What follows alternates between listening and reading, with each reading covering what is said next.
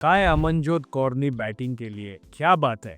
अमनजोत कौरच्या घरी आणि म्हणजे तिच्या रूममध्ये एक असा मोठा बोर्ड आहे, त्याच्यावर लिहिलं आहे की अमन पुढे जाऊन वर्ल्ड कप खेळणार.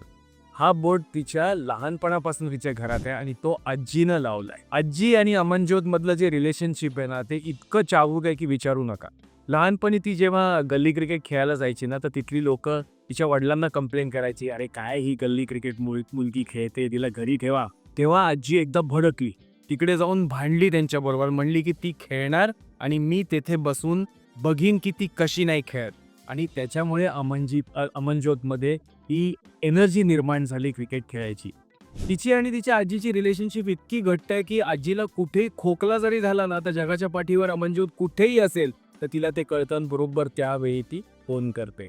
आणि आजीनी मुलालाही सांगितलं की गप तिला घेऊन जा प्रॅक्टिसला. आणि त्यामुळे भूपिंदर तिचे वडील हे 5 वाजता सकाळी तिला प्रॅक्टिसला घेऊन जायचे. ते कार्पेंटर होते. नंतर गुरुद्वारामध्ये जाऊन झोपायचे, कार्पेंट्री करायचे आणि संध्याकाळी परत तिला ग्राउंडवर घेऊन जायचे. म्हणजे बघा कसे घडतात चॅम्पियन्स.